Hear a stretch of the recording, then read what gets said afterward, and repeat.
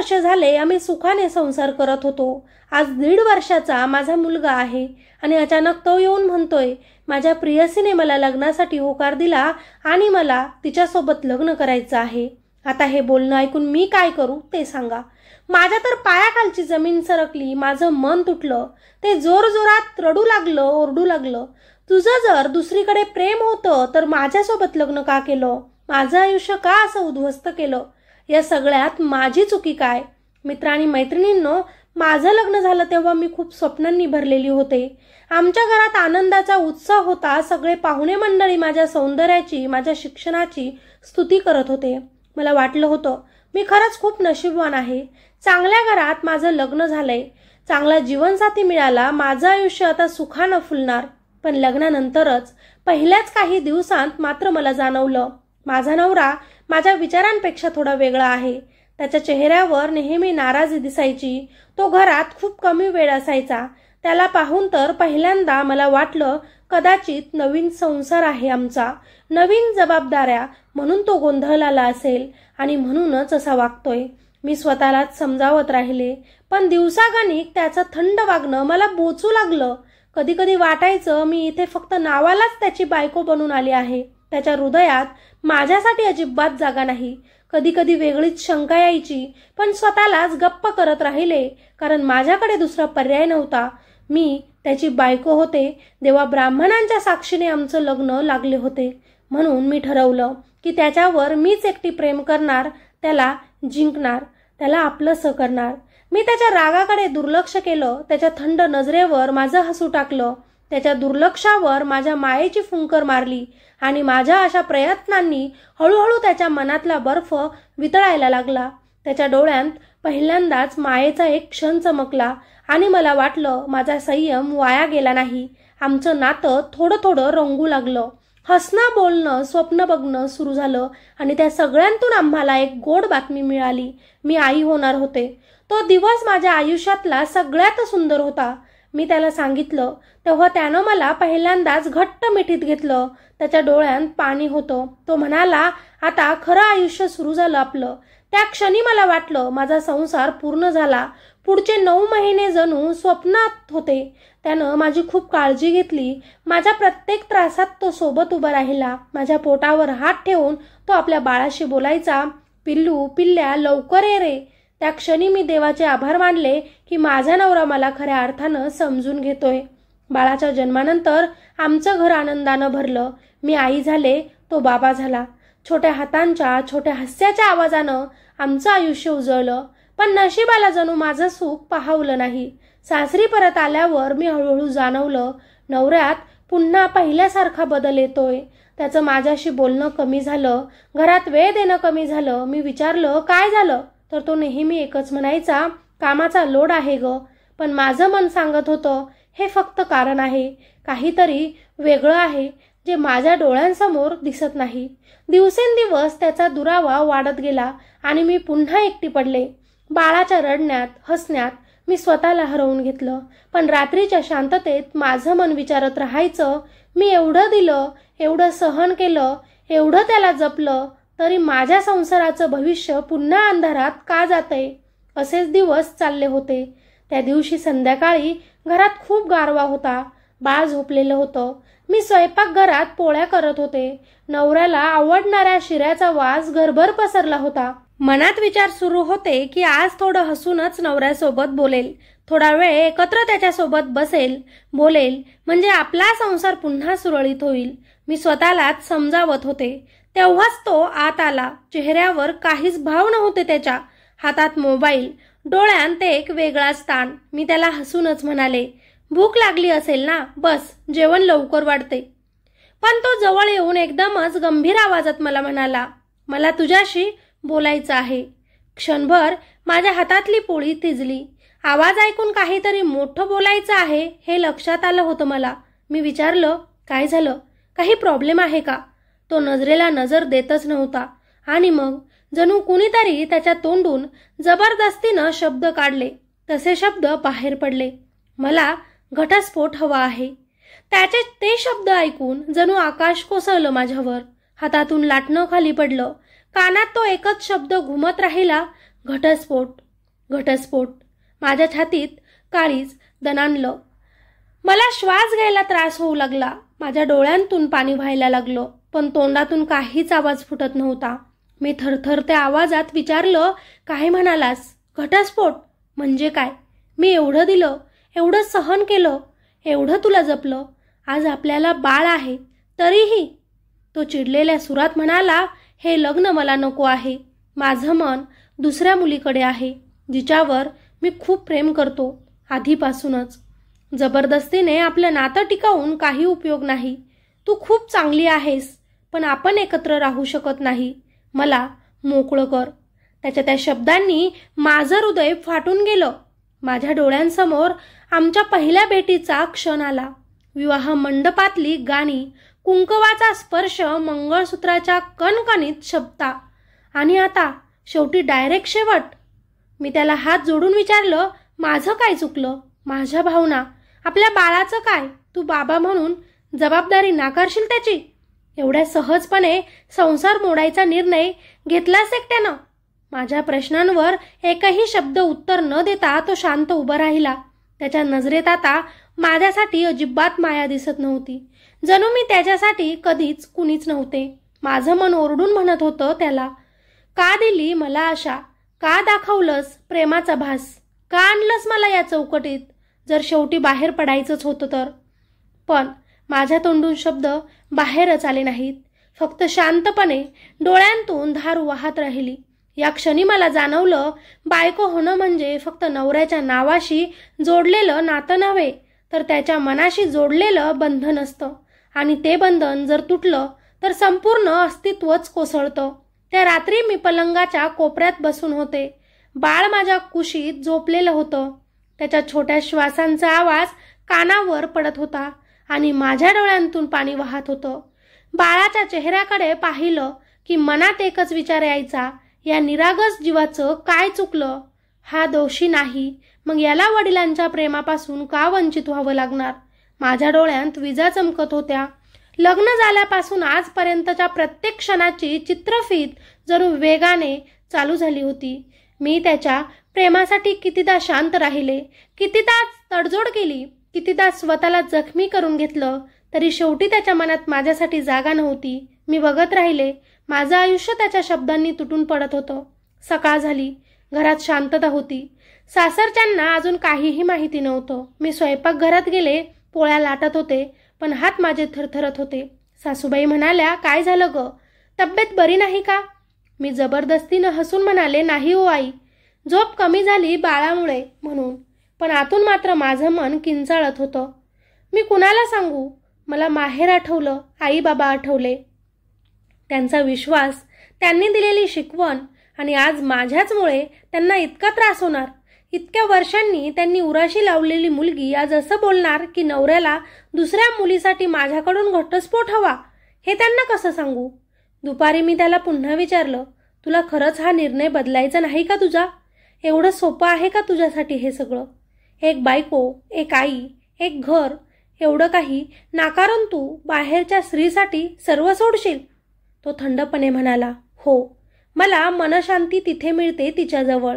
घरात बायको ठेवून तिथे तिच्यासोबत मी राहू शकतो. पण मी तुला फसवू इच्छित नाही, म्हणून सरळ सांगतोय खरं सगळं.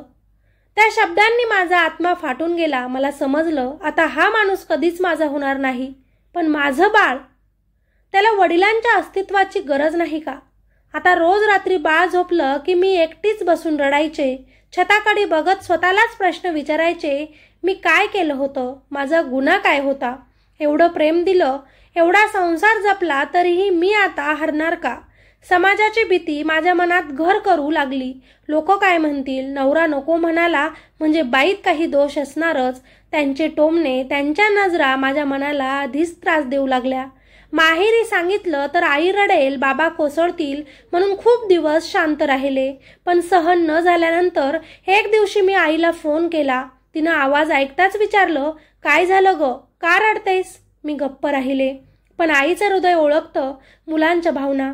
ती विचारतच राहिली आणि शेवटी माझं मन फुटलंच तिच्यासमोर. मी सर्व सांगितलं. आई शांत झाली आणि फक्त एवढंच म्हणाली, रडते काय आहेस बाळा?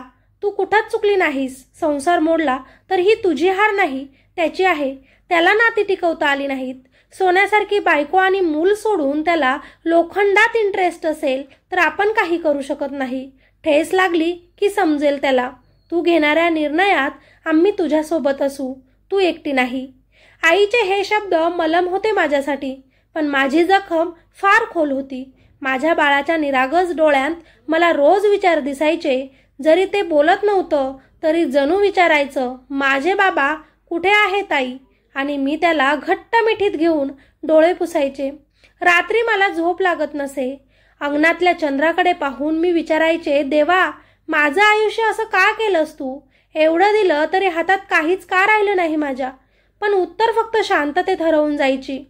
तरीही आत कुठेतरी माझ्या मनात एक ठाम आवाज उठत होता, मी हरणार नाही. माझं बाळ माझं सामर्थ्य आहे. त्याच्यासाठी मला उभं राहायलाच हवं. आईनं धीर दिल्यानंतर माझ्यामध्ये धीर आला. पण माझ्या सासरचं जग बदललं. माझा नवरा घरात उघड उघड थंडपणे वागू लागला. आधीसारखा एक कप चहा मागणं, जेवणावर बसणं, बाळाला उचलणं काहीच नाही. त्याच्या डोळ्यांत आता माझ्यासाठी एक थेंबही माया उरली नव्हती. उलट कधी कधी तो फोनवर हसत बोलायचा. समोर बसलेली मी, पण त्याला माझं अस्तित्व जणू दिसतच नसायचं. मी विचारायचे, कोणाशी बोलतोयस? तरी तो रागानेच म्हणायचा, तुला काय करायचंय? मी तुझ्यासमोर काही लपवत नाही. पण खरी गोष्ट अशी होती की तो दुसऱ्या स्त्रीशी स्वप्न विणत होता आणि माझ्यासोबतचा संसार तुटक धाग्यांनी लोंबत होता. सासूबाई सुरुवातीला माझ्या बाजूने उभ्या होत्या, पण नंतर त्यांनाही त्याच्या हट्टापुढे काहीच बोलता आलं नाही. एकदा मी धाडस करून त्याला म्हणाले, किमान या निरागस बाळाचा विचार कर. त्याच्या डोळ्यांत रोज तुझी वाट पाहणं दिसतं. त्यावर तो म्हणाला, बाळाला मी नेहमी सांभाळीन, पण बायको म्हणून मी तुला स्वीकारू शकणार नाही. मी दुसऱ्या मुलीला बायको मानतोय. हे ऐकून माझं हृदय दगडासारखं झालं. दरम्यान शेजाऱ्या बाजारात कुजबूज सुरू झाली. लोकांचे प्रश्न, नजरा, त्यांचे टोमणे. अशा वेळी माझ्या डोळ्यात पाणी यायचं, पण मी हसून लपवायचे. आतून मात्र माझं आयुष्य जळत होतं. एक दिवस त्यानं उघडपणे सगळ्यांसमोर सांगितलं, जिच्यावर मी कॉलेजपासून प्रेम करतो तिचं शिक्षण पूर्ण झालंय. आता ती माझ्यासोबत लग्नाला तयार आहे. तिला माहिती आहे की माझं लग्न झालंय, मी बाप झालोय, तरी ती मला स्वीकारते, कारण तिचं माझं खरं प्रेम आहे. त्या क्षणी माझ्या मनात एकच विचार आला, खरं प्रेम म्हणतोस तर मग माझं काय? मी दिलेलं प्रेम खोटं होतं का? माझं बलिदान, माझं आईपण, माझी सहनशीलता, सगळं काही व्यर्थ होतं का? पण त्याच्यासाठी हे प्रश्न नव्हते. त्याला वाटत होतं की त्याची कहाणी महान आहे आणि माझी कहाणी फक्त त्याच्यासाठी एक अडथळा. त्या स्त्रीबद्दल मला रागही आला आणि हळहळही वाटली. ती शिकलेली, समजूतदार असूनही तिला समजलं नाही का की लग्न झालेल्या पुरुषाशी नातं ठेवून ती दुसऱ्या स्त्रीचं आयुष्य उद्ध्वस्त करते आहे.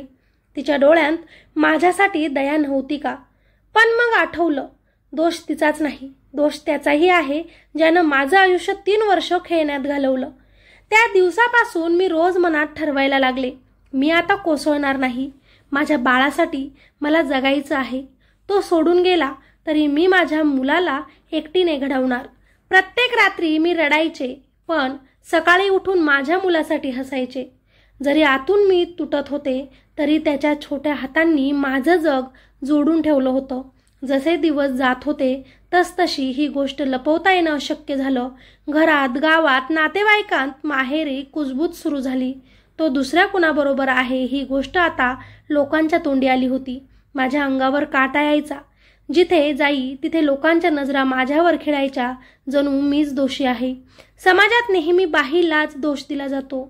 नवरा बाहेर गेला म्हणजे बायकोत काहीतरी कमी आहे असं सर्रास ऐकायला लागलं.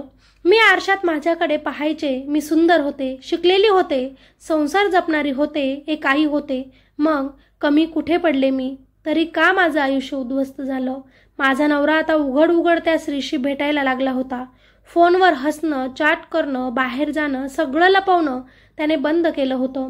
मला जणू तो सांगत होता, तू आता माझ्यासाठी अस्तित्वात नाहीस, माझं घर सोडून जा.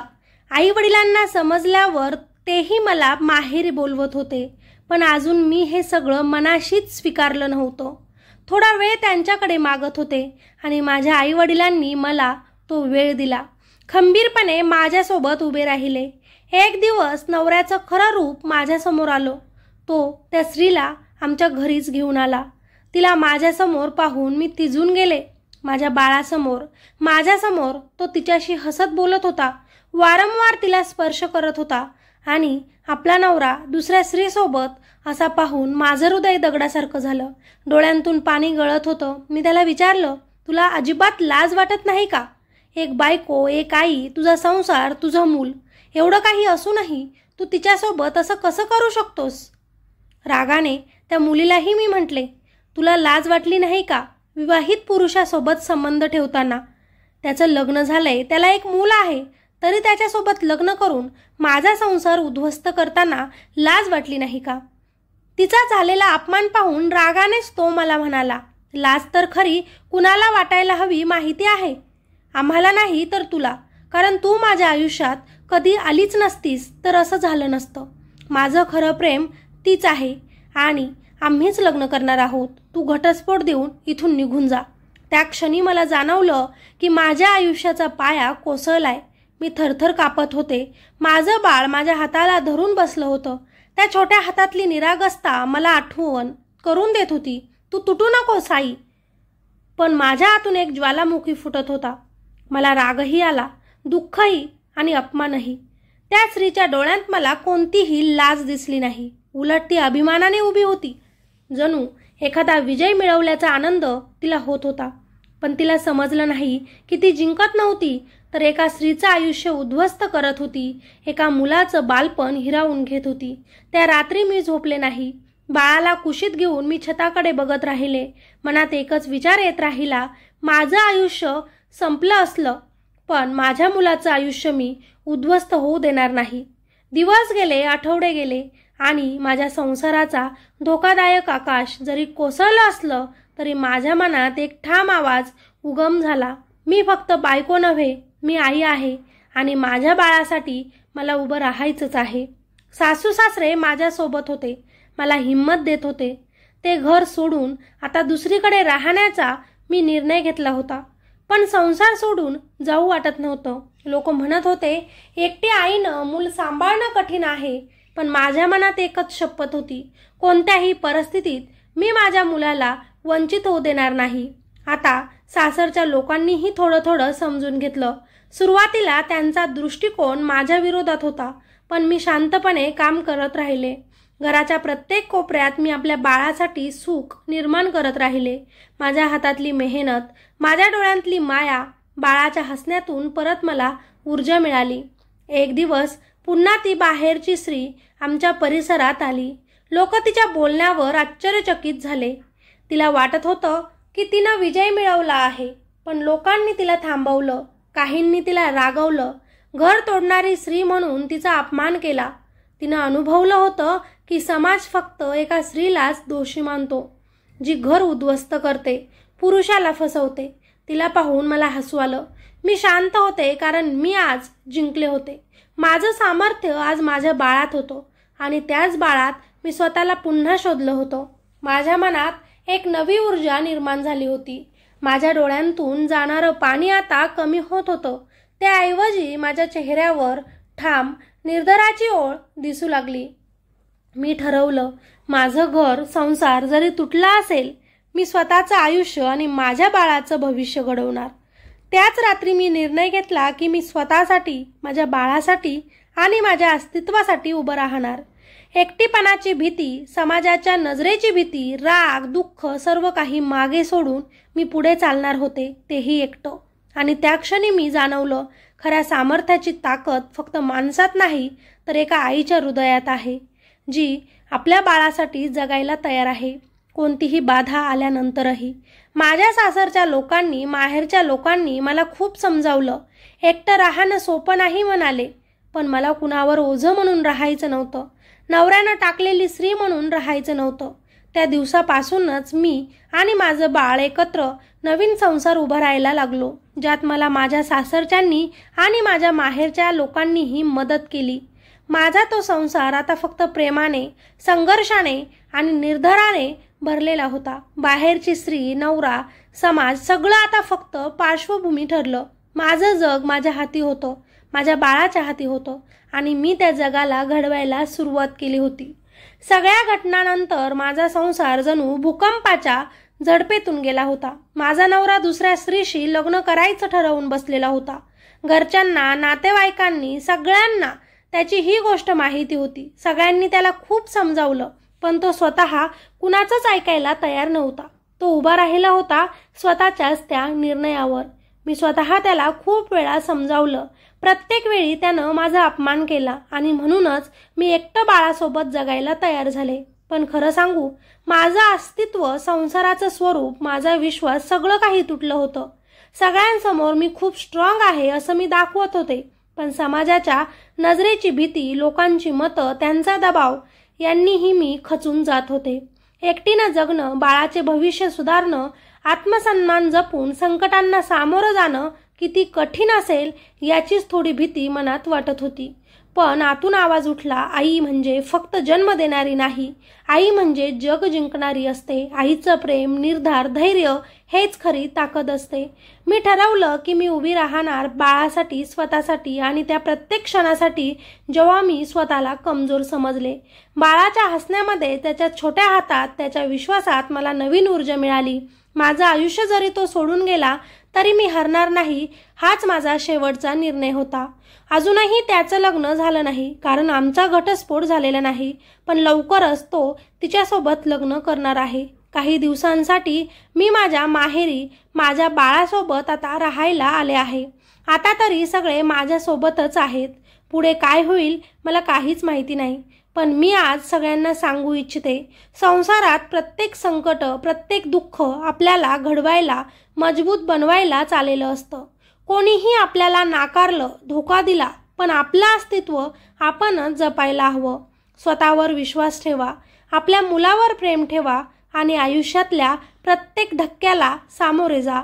मित्र आणि मैत्रिणींनो, जर तुमच्याशी एखाद्यानं असं केलं, तुमचं प्रेम, तुमचा विश्वास, तुमचा संसार उद्ध्वस्त केला, तर तुम्ही काय कराल? कसं जगाल? मला सांगा.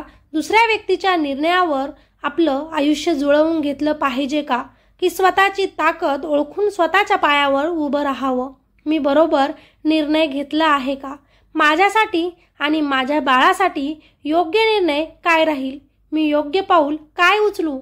नवऱ्यापासून दूर राहून, त्याला घटस्फोट देऊन एकटी मी माझ्या बाळाला सुरक्षित, प्रेमळ आणि आनंदी आयुष्य देऊ शकेन का? तुम्हाला काय वाटतं? मला नक्कीच खाली कॉमेंटमध्ये सांगा. तुमच्या प्रतिक्रिया माझ्यासाठी खूप महत्त्वाच्या ठरतील. ही माझी सत्य कथा आहे, जी मी KGF स्टोरीसोबत शेअर केली आहे. मित्र आणि मैत्रिणींनो, ही कथा आहे एका बायकोची, जिने संपूर्ण संसार गमावला आहे एका दुसऱ्या स्त्रीमुळे. पण बाळाच्या आणि स्वतःच्या आयुष्याला नव्या उमेदीनं ती सजवण्याचा प्रयत्न करत आहे. अगदी योग्य निर्णय आहे तिचा. जो माणूस त्यांच्या मुलाची कदर करू शकत नाही, तो तिच्यासाठी बनलेलाच नाही. बोलून, बसून, समजावून तो जर ऐकत नसेल तर उगाच त्या नात्यात अडकून का राहायचं? जो बायको मुलाचा झाला नाही, तो त्या दुसऱ्या बाईचा काय होईल? आणि तिनं एक संसार उद्ध्वस्त केला. नक्कीच तिचं कर्म तिला ह्याच जन्मात फेडावं लागेल. बाकी एक आई सगळं काही करू शकते. प्रेम, धैर्य, निर्धार यातून नक्कीच जग जिंकता येतं. दे सोडून त्या माणसाला आणि स्वतःच्या पायांवर उभे राहा. व्यवसाय कर. काही दिवस आईवडिलांची मदत घे. एक दिवस नक्की तुझा येईल आणि त्या नवऱ्याला नक्कीच तुला सोडून पश्चाताप होईल. मित्रांनो, तुम्हाला काय वाटतं? या ताईसाठी तुमच्याही प्रतिक्रिया खूप महत्त्वाच्या आहेत. नक्कीच खाली कॉमेंटमध्ये तुमच्या प्रतिक्रिया द्यायला विसरू नका. भेटूया अशाच एका नवीन स्टोरीमध्ये. तोपर्यंत स्वतःची काळजी घ्या. धन्यवाद.